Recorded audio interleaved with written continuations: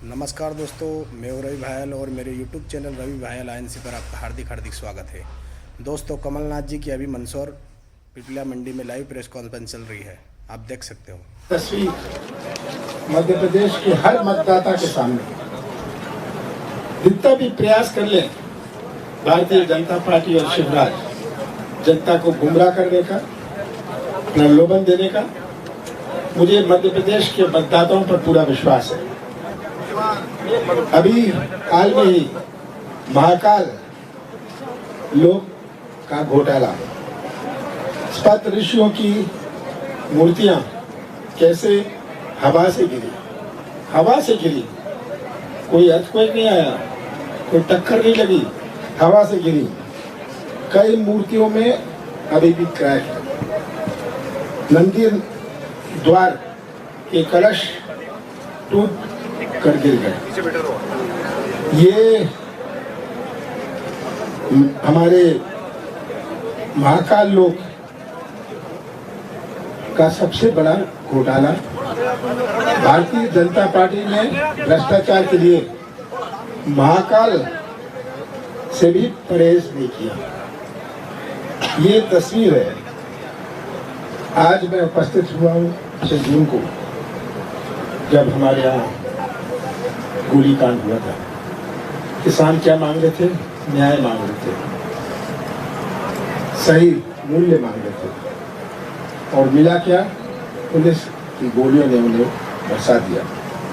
जांच का नाटक चला, आज तक कोई जांच की रिपोर्ट नहीं। जितनी भी ये दबाने और छिपाने की राजनीति करे, केवल इसी में नहीं पर पूरे प्रदेश में, आज इनका खुलासा हो चुका है।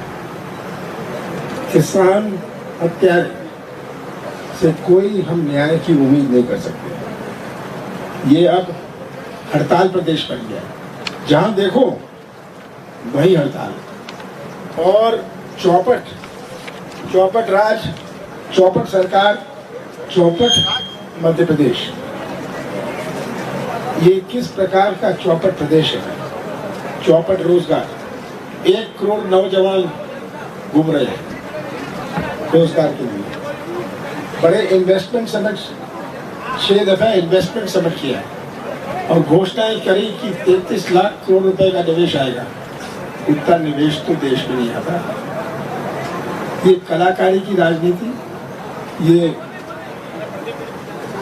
गुमराह करने की राजनीति। आज चौपट रोजगार, चौपट हमारी रोजगार व्यवस्था, भर्ती व्यवस्था। आज पैसे दो, रोजगार लो, ये इन्होंने व्यवस्था बनाई है। चौपट कृषि व्यवस्था, चौपट शिक्षा व्यवस्था, चौपट स्वास्थ्य व्यवस्था, चौपट नर्सिंग कॉलेज की व्यवस्था। सब हाई कोर्ट को इसकी आलोचना करनी पड़ी जो नर्सिंग कॉलेज में हुआ। चौपट उद्योग धंधे, चौपट अर्थव्यवस्था, चौपट नदियां, चौपट कानून व्यवस्था, चौपट सुरक्षा व्यवस्था, चौपट राशन व्यवस्था, चौपट पोषण व्यवस्था और चौपट सरकार। ये आज सबके सामने है और मुझे दुख होता है कि कहाँ मध्य प्रदेश को ढकेल के ले जा रहे हैं। 5 महीने बचे हैं चुनाव में और शिवराज सिंह जी ने, उनको अब अपनी बहनें याद आ गई, उनको किसान याद आ गए, उनको व्यापारी याद आ गए, उनको कर्मचारी याद आ गए। ये याद तो आए हैं उन्हें 18 साल बाद, पर ये अपना पाप धोना चाहते हैं। ये पाप धोने की योजना है शिवराज सिंह जी, और घोषणा सब समझ गए हैं कि शिवराज सिंह की आखिरी 5 महीने में 18 साल तो घोषणा मशीन चलती थी, पर 5 साल में ये डबल स्पीड पर घोषणा मशीन चल रही है। ये डबल स्पीड पर चल रही है आज। ये डबल इंजन की सरकार सब देख रहे हैं कि किस प्रकार से आज प्रदेश वो सत्यानाश की तरफ घसीटा गया है। भाजपा का आरोप है प्रदेश में जब कांग्रेस की सरकार आई थी तब किसानों के लिए कुछ नहीं किया। उससे पहले चुनाव के समय कांग्रेस ने आंदोलन किया था, लेकिन 15 महीने की सरकार में किसानों के लिए कांग्रेस कुछ नहीं कर पाई। हमने मंदसौर जिले में 1,01,000 किसानों का कर्जा माफ किया। 15 महीने की हमारी सरकार थी, जिसमें से 2.5 महीने गए आचार संहिता लोकसभा चुनाव में। 11.5 महीने में 27 लाख किसानों का कर्जा माफ हुआ। मंदसौर जिले में 1,01,000 किसानों का कर्जा माफ हुआ। ये किसान इसके गवाह है। और तब ये कहते हैं कुछ नहीं हुआ। अगर हमने 100 यूनिट बिजली दी, सरलीकरण किया, कोई कागज की जरूरत नहीं। बहुत बड़ी आवश्यकता है मध्य प्रदेश में कि हमारी मैनेजमेंट में, प्रदेश की गवर्नेंस में सरलीकरण हो। अतिवृष्टि हुई यहाँ, मैं खुद आया, मैंने देखा। और ये मैं आपको बताना चाहता हूँ, जब मैं भोपाल वापस लौटा, मैंने अधिकारियों को कहा कि 1 हफ्ते के अंदर मुआवजा मिल जाना चाहिए। उन्होंने मुझे समझाया कि तहसीलदार इसका सर्वे करेंगे, फलाना। मैंने कहा सर्वे मैं करके आया, मेरे सर्वे के बाद कोई और। कांग्रेस कितनी सीटों पर चुनाव जीतने की आपको संभावना है, और कांग्रेस के जिला अध्यक्षों को चुनाव लड़ाएंगे या नहीं, इसको लेके कोई पॉलिसी क्रिएट हुई है क्या? जहाँ तक जिसको चुनाव लड़ाएंगे, हमारा स्थानीय संगठन तय करेगा, हमारा सर्वे तय करेगा, जो एक इशारा होता है। पर हम सब अपने स्थानीय लोगों से चर्चा करके उम्मीदवार तय करेंगे।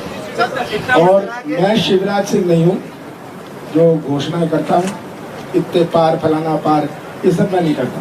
मैं तो इतना ही कहता हूँ, मध्य प्रदेश की जनता ने कांग्रेस की सरकार चुनी थी 2018 में।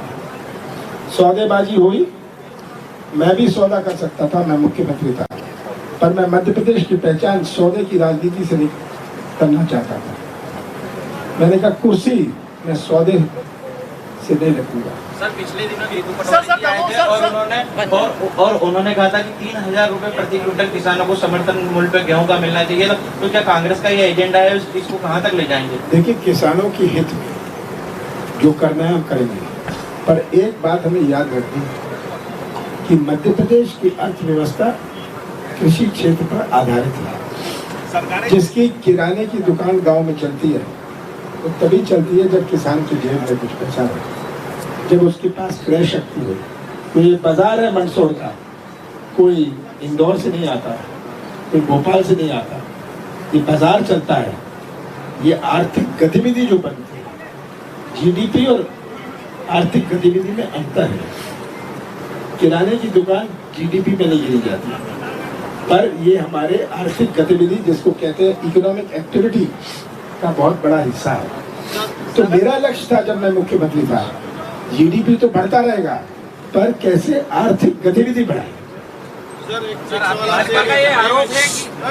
कमलनाथ जी, मेरा सवाल ये है कि अभी आपने सारी व्यवस्थाएं चौपट बताई कि शिवराज सिंह चौहान के 18 साल के शासन में सारी व्यवस्थाएं चौपट हो गई। आपका शासन अगर आता है तो किस तरह से व्यवस्था को पटरी पे लाएंगे, किस वर्ग के लिए क्या क्या सुविधाएं देंगे, क्या आपकी बड़ी घोषणाएं होगी? ये हमने अभी नारी सम्मान योजना लॉन्च करी है। 500 रुपये गैस का सिलेंडर, 1500 रुपये अपनी बहनों को। और हम अपने वचन पत्र में योजनाएं प्राथमिकता रहेगी कृषि क्षेत्र पर, बेरोजगारी पर, कि मध्य प्रदेश का भविष्य जुड़ा हुआ है इन दो मुख्य बातों से। सर दमोह में हिजाब का कांड होता है, हिजाब का मामला आता है, उसमें धर्मांतरण की भी बात आती है। मुख्यमंत्री शिवराज सिंह चौहान सख्त निर्देश देते हैं स्कूल की मान्यता रद्द करने का। सर हिंदू मुस्लिम चल रहा है, इसको लेकर क्या कहेंगे? देखिए, धर्म आचार का विषय, विचार का विषय, विचार का विषय है। धर्म राजनीतिक प्रचार का विषय नहीं। ये हमें हमेशा याद रखनी है। जो हिंदू मुसलमान हो रहा है देश में, इसको लेकर क्या कहेंगे? देखिए, ये तनाव पैदा करना हर वर्ग में। आज मणिपुर में क्या हो रहा है, आप क्या बारीकी से पढ़ रहे हैं? कैसे आदिवासी और गैर आदिवासी के बीच में कितनों की हत्या हो गई, कितने मकान जला दिए गए।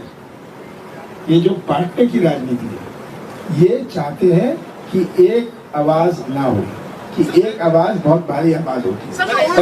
कमलनाथ जी, मेरा सवाल है, सलमान को, कमलनाथ जी मेरा सवाल है कि किसान आंदोलन 6 जून 2017 को हुआ था फसलों की वाजिब मांग को लेकर के।